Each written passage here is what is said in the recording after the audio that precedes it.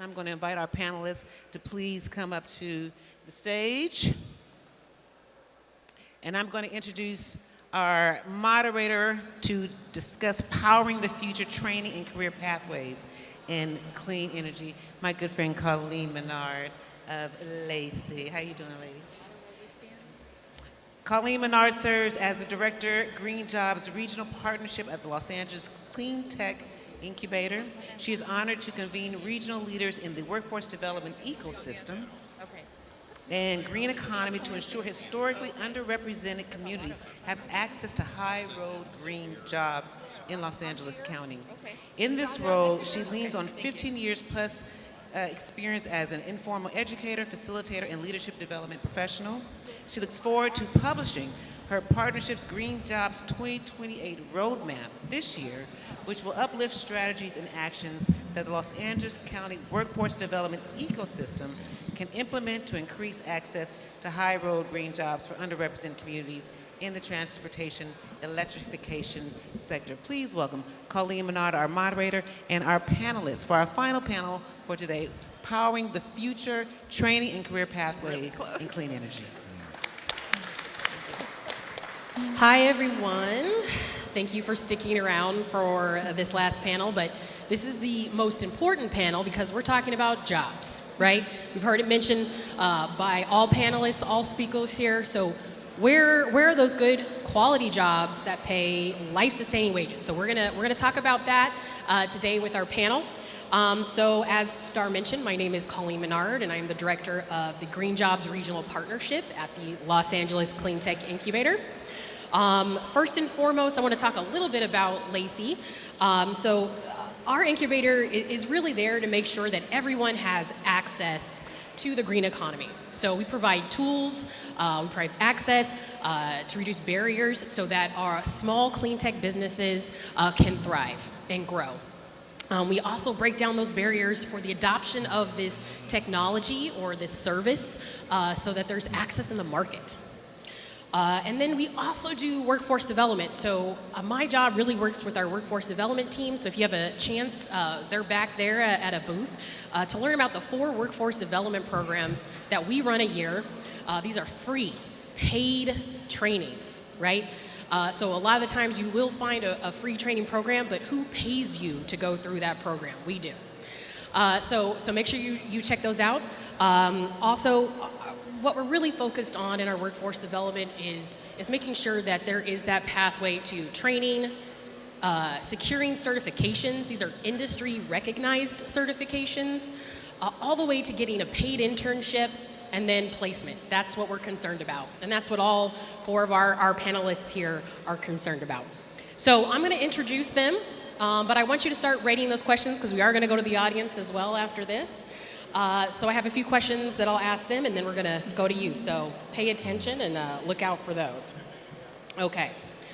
So first, I'm going to introduce, we have Jade Clemens. So she is the Director of Economic and Workforce Development at AltaSea. She's actually filling in for Shamika Dixon from GRID today, so thank you for filling in for Shamika.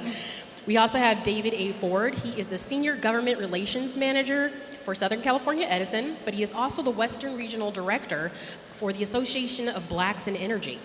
Then we have, next is Barbara Stanton, Executive Director of the Entrepreneur Education Center, as well as, and last but not least, we also have Sandra Sanchez. She's the former Dean of Workforce and Economic Development at the Los Angeles Harbor College, but she is also the newly appointed Senior Advisor at the California Community College Chancellor's Office. So thank you for joining us, panelists.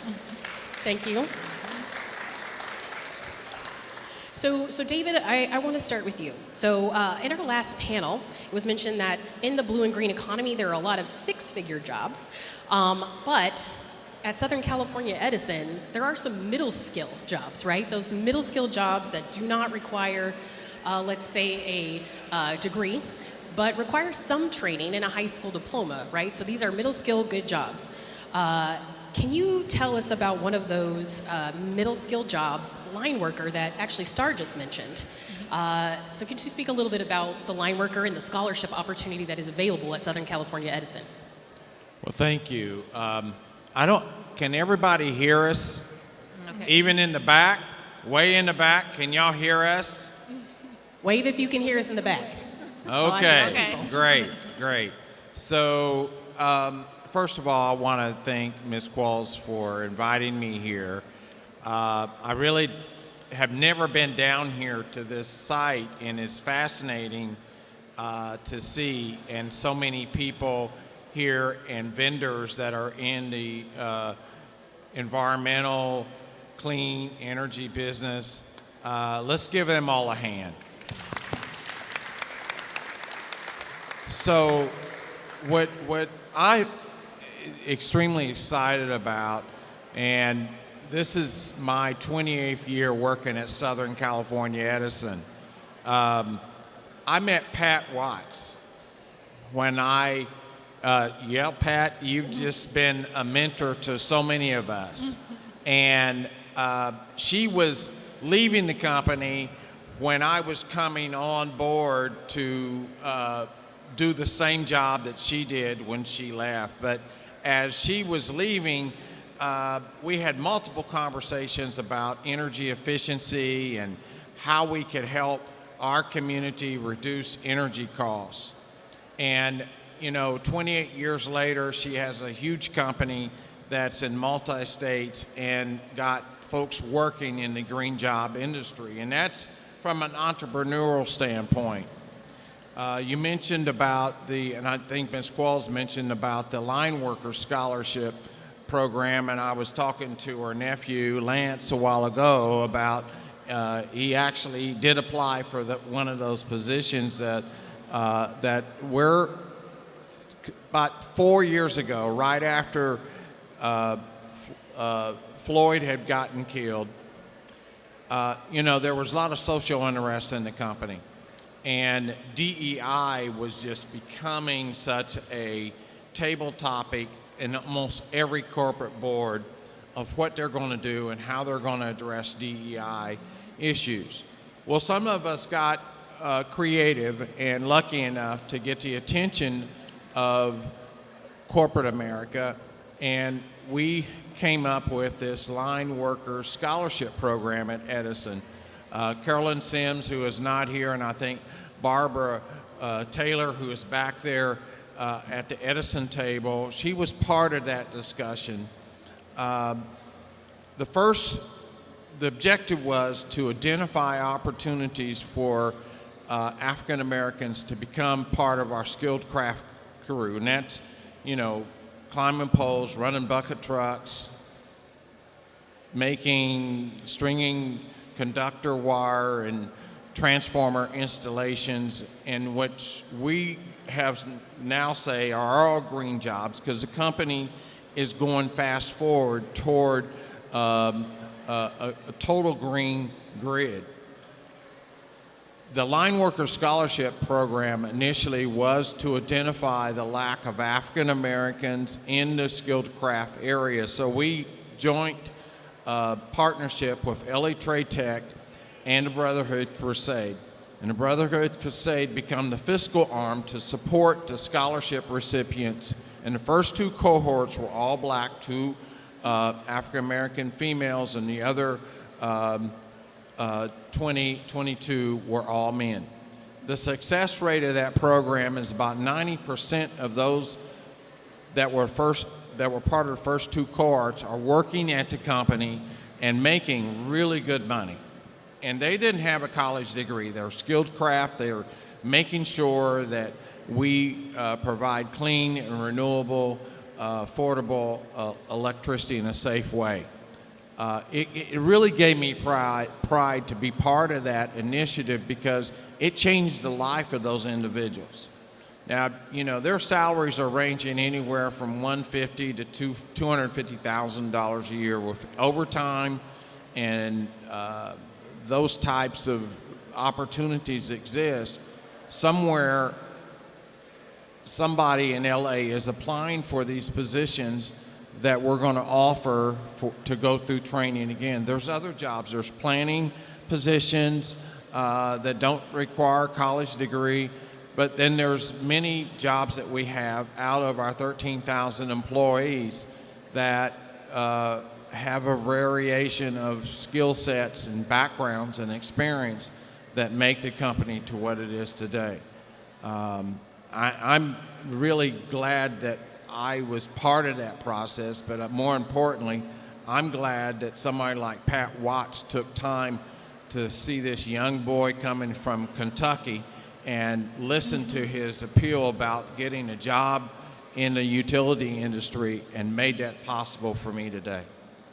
No, thank you for that. Yeah, please, clap it up. And I just want to highlight something you said that I think is very important, right? You talked about the line worker scholarship and those positions which are key to what Southern California Edison does. But as you said, all your jobs are green jobs, right? And eventually every job we're hoping is going to be a green job or a blue job in this economy. But you did mention that you are collaborating with LATTC and kind of want to transition then to Sandra Sanchez because representing LA Harbor College here. But you know, what are some of those high demand jobs that LA Harbor College, you know, in the blue and green economy is training for today? So thank you, Colleen, and thank you for having me here today. Good afternoon, everyone. Thank you all for being here and staying till the bitter end. Thank you for toughing it out with us, but thank you for that question. I want to say that at the community colleges, if you're not familiar with our system, some of the things that we are working on and have been working on for many years is career education programs that help individuals find living wage jobs, but also to upskill and reskill as needed.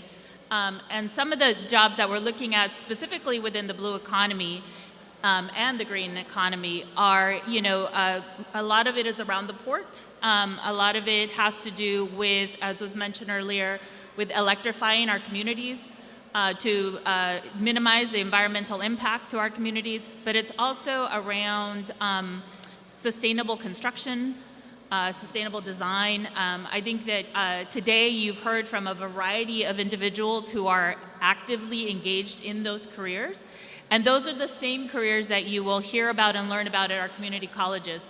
One that was mentioned in particular earlier was our Blue Economy Climate Actions Pathways. And if you're not familiar with community colleges and the regional work that we do, there are currently 14 community colleges in Los Angeles who are part of the Blue Economy Climate Actions Pathway. And what it does, and two are here, our colleagues at West LA, shout out to them, as well as, and if you're not familiar with the California Climate Center, they are part of our BCAP project. And of course, Harbor College. Harbor College is leading the efforts around hydrogen and hydrogen safety for the implementation around the port and the port communities. But these technologies, as was mentioned in the prior panel, are all emerging, right? So one of the things that we're looking at is how do we take existing workforce and training for what's happening now, and then as these new economies are coming in, as these new businesses are being built, how are we preparing our students for that future economy, and how are we helping individuals upskill and reskill as they're looking at transitioning? And if you're not familiar with our system, within the California Community Colleges, we offer non-credit, credit, apprenticeship programs, associate degrees, and bachelor's degrees. And if you didn't know that, now you know. And they are at every one of our community colleges in LA County. And in LA County, there are 19 community colleges. And if you're not familiar with them, there is one in your community. There are several, obviously, in the various communities that are represented here today. But I wanted you to know that you can reach out to them. If you're thinking about short-term training, or getting a degree, that is what how our programs are designed. One of the things that we are required to do at community colleges is make sure that our programs are current and relevant. And so what that means is we are required to partner with business and industry when we develop programs. So you will see that the BCAP project in particular is a partnership with AltaSea, with our colleagues like AltaSea, as well as many other nonprofits that we are working with, as well as the businesses and the industry partners that are actually hiring the workers. And so when we think about how we develop the future workforce for this blue economy, we always keep in mind the needs of the industries that will be hiring that workforce. And so I hope that answers your question. Oh, it does, and more. And I think it's good to highlight the fact that, you know, when you're creating these programs, you're not just creating them out of thin air, No. right? You are making sure very intentionally that there are a connection to the businesses that are actually going to be hiring these folks after they do the training. And I also just want to highlight the fact that, you know, I'll say personally, when I was thinking of community colleges growing up, I was like, oh, that's where you get your AA degree, and then you move on to another four-year school, right? But that's not just what our community colleges do, right? You, like you said, the upskilling, which I think is a huge piece, is if you're already in an industry and you have certain skills and maybe you just need to add another one on to do that transition and make that transition into the green economy, that's where you can go, is the community colleges, right? To get a certification. Sometimes some of these are non-credit courses. Some are not that much money. Some are free, right? Right. We're at $46 a unit for our credit programs, but many of our programs that we create for upskilling are in what we call non-credit, which means they're free. They're absolutely free. You are able to get industry certifications that help you attain that next level opportunity. And, you know, and then of course we also offer apprenticeships, and apprenticeships are paid. So those make sure that you are working. They're earn and learn models, as we like to call them. So while you're going to school, you're actually earning and getting paid by employer. So, and there's so much more. But one of the things I will say is that if you are interested in any of these types of programs or learning more about it, I would encourage you to reach out to the institutions that are here, but also, again, there are 19 community colleges in LA County. There's one in your community. Reach out to them, ask about career education programs, and if they look at you funny, say, I want to talk to your workforce development person, because every one of our campuses has one of those. Thank you for that. Now I want to move on to Jade. Sorry, thank you for joining at the last minute. And My pleasure. I'm not going to throw you a hardball here. I'm going to lob you a question. Can you talk a little bit about, since you are the Director of Economic and Workforce Development, can you talk a little bit about the workforce programs that you have here that are available to the community at AltaSea? Absolutely. And so, in case anyone didn't hear earlier, AltaSea, we are a blue economy hub. We manage this campus that you're sitting on, over 200,000 square feet of warehouse space, that AltaSea then actually rents out and makes available to educators, researchers, and businesses working in the blue economy. And so particularly when we're talking about clean energy, which we are today, there are so many different ways that the oceans can help us harness and provide clean energy, as well as simply the transition for so many blue economy industries, the ports, marine vessels, et cetera, right? They are all going to have to go through this clean energy transition, and there are so many different jobs that are going to come online in this space. And what AltaSea endeavors to do with our workforce development programming is make sure that any young person who wants to find their way into the blue economy has an accessible pathway to do that, right? Not all jobs need a 4-year degree. Not all jobs need you to get a PhD. Some jobs can simply be learned through hands-on training, right? Just a solid internship can get you the training you need to get started in an industry. And or there are these certificate programs, again, that we've supported Sandra and her colleagues at local community colleges in developing. But then what AltaSea does, I think, most well is help place people in the internships that can help them get to that career in the blue economy. So our internship programs run year-round. We have programs in spring, summer, and fall. If there are any undergrads in the audience, or you know any undergrads still looking for a summer internship, our applications close next week, so there is still time to get your application in.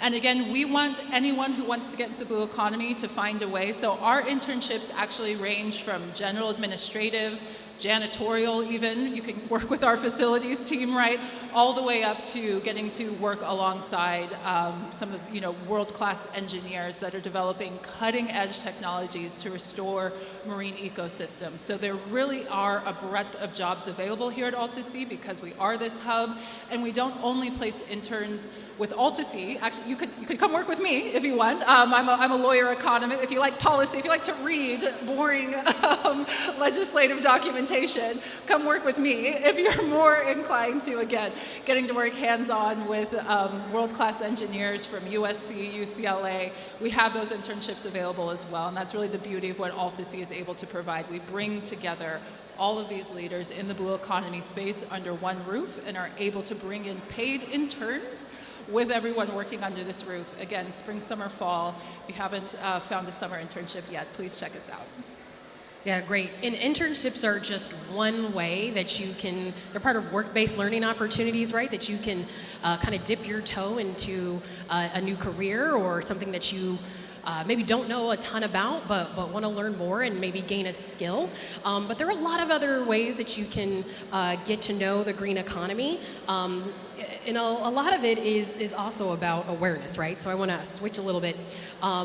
Just getting awareness about the blue and green economy, I feel like is that first step, right? Before you even get into the workforce training, right? A lot of us don't know what are blue jobs, what are green jobs, right? So where do we start? So I want to switch to Ms. Barbara Stanton, because you've been working for several years with AltaSea to bring people in, right, from Watts to learn about the blue economy. For some of the young people in the audience, which I know there are not a ton right now, but hopefully some of them are listening, that don't know much about the blue and green economy, but are looking to enter the blue and green economy, what are some of those possibilities, and how have you brought those possibilities to the youth of Watts? Okay, I'm glad to be the last one because now I'm relaxed and try to cut me off. No, never. I want to create a picture of when I began entrepreneurial education and trying to help the community with it. I was born and raised in Watts, and Watts is really just a 3-mile radius of an area. When I was there, I went through the first rebellion, and I went through the second one. The first one was devastating to young people like me. I was in high school, and so to see a tank coming down your street that's higher than the buildings with a guy on top of it with a rifle wasn't exactly a model way of trying to say what was going on in our community. Anyway, after it kind of dulled down, 37 people were dead, and our communities were left with no stores, so it was really a matter of rebuilding. No matter how much the people there tried to rebuild, there was always this stigma of, no, I'm not going over there, because the people that were there had the courage to stand up for themselves for what they thought was right at that time. Whether it was an effective rebellion, I don't know. But what I do know was that it put a different kind of fiber in everyone that lived there to do better than, and be better than. So after various careers, and I worked at TRW, a classified librarian, several banks. I had 3 daughters, and it was time for me to find a job where I could really benefit. So I went to USC, and I went to work in the School of Business. When I first got there, I worked for a wonderful guy. His name was Ed Lawler. He was an author, organizational behavior. That's where after work I could transcribe his books and make extra money for me. And as I was doing that, that was going into my brain. But after about a year of that, my eyes got tunnel vision and I couldn't see the numbers. So I went to the School of Business and I said, look, I gotta go. They said, Barbara, just interview with one person. Well, I didn't know at that time that the guy that they wanted me to interview with, that the lady that worked for him had been laid off because and filed a lawsuit against him for discrimination. So really, they needed another black woman to go and be there. I was that one, right? So I didn't really know what entrepreneurship really, really was, and how did that equate to something in my community. But anyway, I was there for 9 years. Dr. Buskirk said to me when I first went there, one thing about it, if you don't make it with me, they picked you, I didn't pick you. And I said, that's true. It was the same way with me. I didn't pick you either, they picked you. So I said, I'm going to give this a chance, and we're going to try it. We became famously working together. But after about 2 years, I went to him and I said, look, we don't have any minority students. So I cannot keep working like this when all of my people are not here. So let me find a way, let me go out and recruit. And I went to recruitment and they said, no, we don't need you to help us recruit.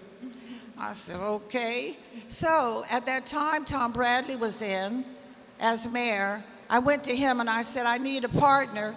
He came, I raised the money, so we had free seminars at USC, entrepreneurship. That was in 1980. And when we had those seminars, it filled Boulevard Auditorium. So no one can tell me that we are not interested in small business. I know better. So after we continued on raising money and, trying to, again, bring in this diversity impact for the community, it became so large that Dr. Buskirk said, Barbara, I'm going to have to leave. It's becoming a different program. Because basically, the schools are fundraisers. They're all the time. So they said, well, if you can raise $350,000, we can raise millions. Look how much money we'll have. And then they said, and then we could charge each person $1,000 a seminar. Look, we'll really have a lot of money. They didn't get it. I wasn't doing it for the money. So anyway, Dr. Buskirk and I left together and formed the Entrepreneur Educational Center. The mission, multicultural people, help them go into business. We filled all the auditoriums wherever we went. Now we have a location on Redondo Beach Boulevard, and we're right at the 110 entrance of the freeway. So as we continued on with this, I could see that the multicultural community was a major target for small business. And when Dr. Buskirk came out there and said, look at all these people, there's 1,000,003 people within a 3-mile radius, 5-mile radius, and 4 public housing developments and 22 schools. So here I was in an area trying to make an impact in business. And what did we need? We needed retail of any type. With 1 million people, they need somewhere to go and buy their shirts and whatnot. Okay, so now this is in 1980. I'm moving on up. We left the school in 89. We brought it out. When that was going on, entrepreneurship was in the high schools. As soon as I started leaving, I could see that the schools were they had issues, did they have the right teachers or whatever it was.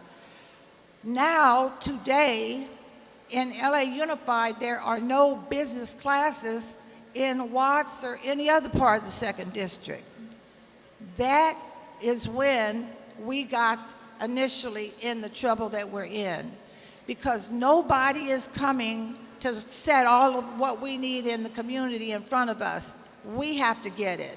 We have to get our own. So our children now are being raised where there's no cursive, there's no business, right? They're struggling, there's no arts. So thinking of it being in the high schools 10 years before and then totally out of them, we have to find a mechanism to get it back in the schools. So what we do at EECI, we have a young adult program. It's called Miracles Entrepreneur Program. That was a young lady, 15. She was shot and killed in the food line with her mom in Watts.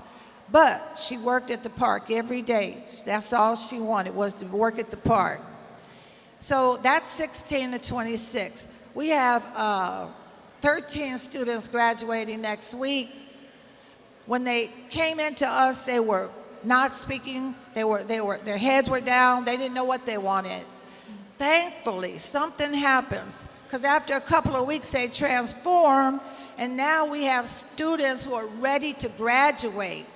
And the difference in what we do is that once they do their business plan work and they get that small business as good as they can get it, and we feel that they know what they're doing, we start the company. That's the difference in what we do. So we take people through a business plan course. When they finish it, If we believe that they understand all of it, we start that company. That then gives us a federal credit. Why other people don't do it, I don't know. But we have grown from the initial Miracles program. We have an adult program. That starts next week. These are 9-week courses. Basically, we go into all the communities around us. We recruit our own students and sign them up, bring them in, interview them, and we choose the most likely to succeed. This is the same program that Dr. Buskirk and I did at USC, but now I'm dealing with my own people in my own neighborhood, so it's a little better for me. So you go through, you get selected. Now you go through your business plan course. So we have 2 management instructors, 2 marketing instructors, 2 finance instructors, and by the time you're done, if your idea wasn't clear in the beginning, it's clear then because you have deliverables. And if you don't do them, we're not starting the company. Okay, but people come in us with dreams, all different kind of dreams. My job is not to change their dream. My job is to help them feel the dream that they have, make it a reality. That's what people want. They only want help in deciding what they're going to do. The banks have put us in a situation where, okay, well, that's not going to make much money. So yes, the money continues to be in our black and brown communities. It's the money because the ideas are there, the people are there, they want to work hard, but we need a huge pot of money. I don't mean just a little bit. Was that for me to go? Am I done? Oh, I didn't know what that was. So we need a huge pot of money. When I was getting ready to retire a couple of years ago, Senator Stephen Bradford, I saw him at my mom's house. She had made gumbo. And he said to me, Barbara, where's your money? Well, I'm always raising money, but I had been through a situation where the city and the county colluded. I was building a movie theater in Watts. And after 15 years of hard work, they decided they wanted the land, so they took the land so it unraveled. So here we go.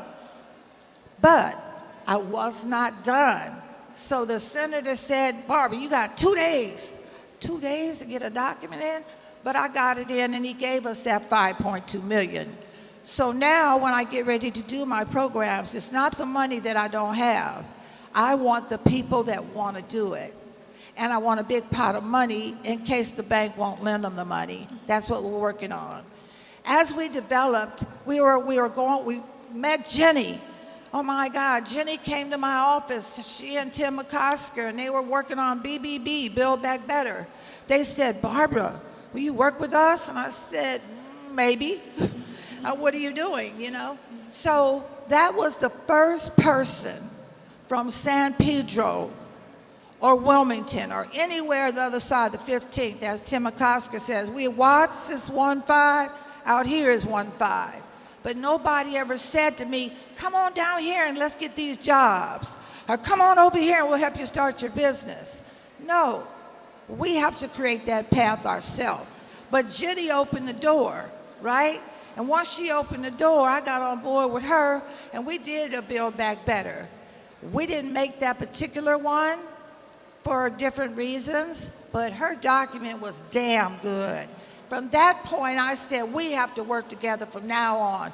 Black and brown people, all of us get together. Let's raise our own money. Let's do our own thing. That's what we do. So now we have the young adult program, the adult program. We're going to the Grand Canyon next week. So we're taking our children on environmental trips. Why? Because Jenny and them said to us, we have to introduce this to our youth. I'm in agreement. I'm an environmentalist. I've been saving cans since I was a little girl. So I know that it works, okay? But they have to be in another environment first. They have to see what it is. What is the desert? You know, they've never been there.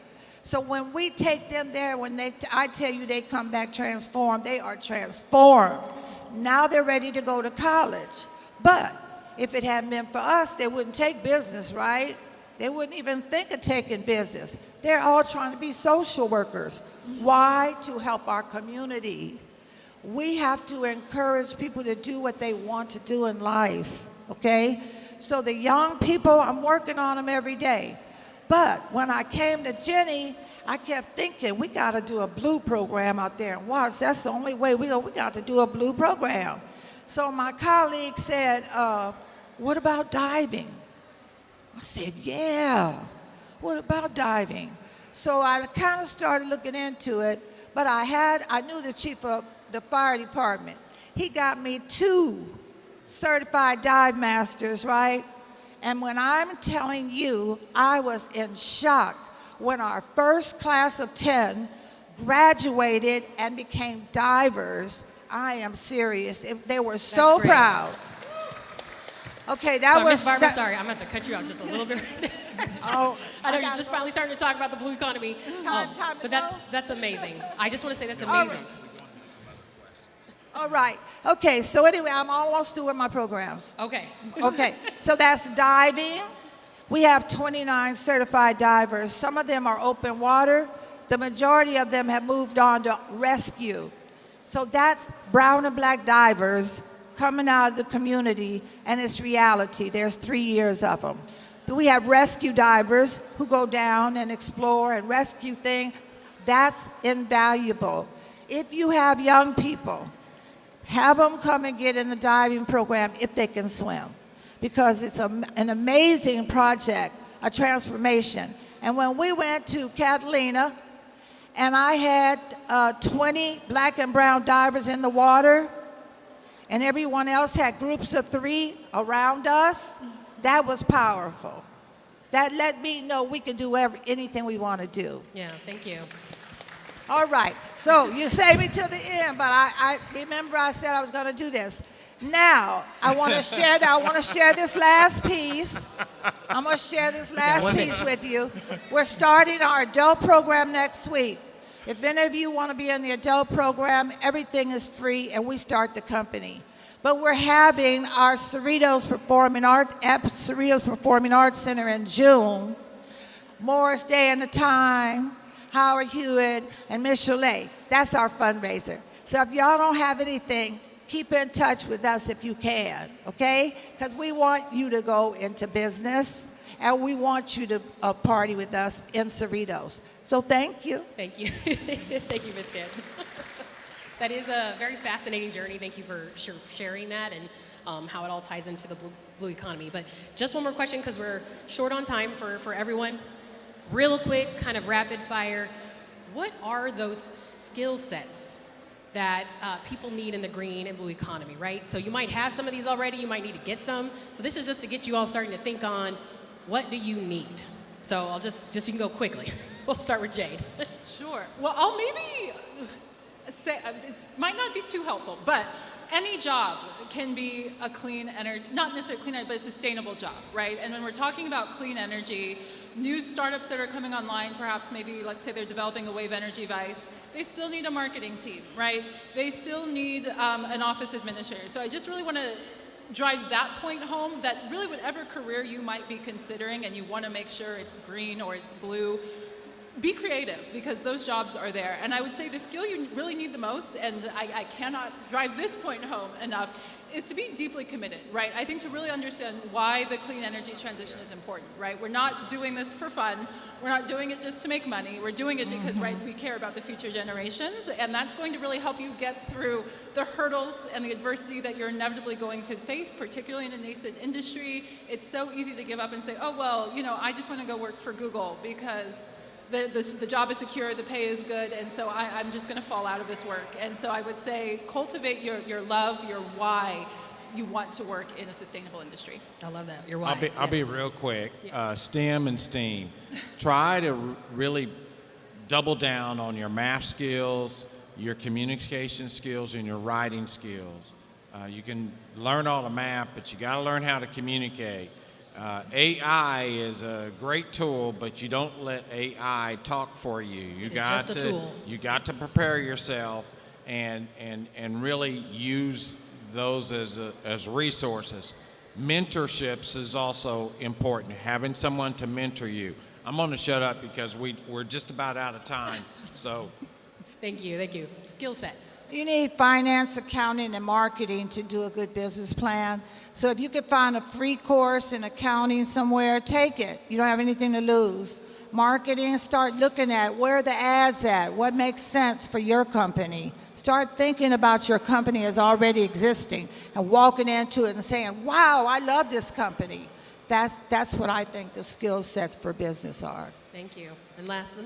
And I just want to echo what everyone up here said, is that the communication skills, the math skills, the marketing skills, whatever skill that you bring to the table can be applied into this new economy. You just have to contextualize it for that. And so, having whatever you bring to the table, just take it up a notch in terms of applying it in this economy. But it's the same skills that we need for every industry. And I think that's a great thing to end on, is that you guys already have the skill sets to That's be right. successful in the blue and green economy. It might need some leveling up, but it's there. We don't have time for questions. We have one question. Okay. Somebody's going to bring you the mic real quick. Her mic is not on. Oh. Okay, we need HVAC technicians, we need electricians, we need plumbers.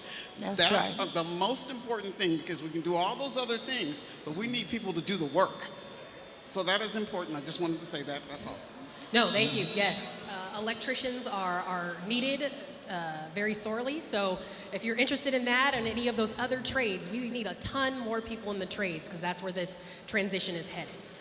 So I just want to join me in thanking our panelists today for the last panel of the day. So thank you for staying with us.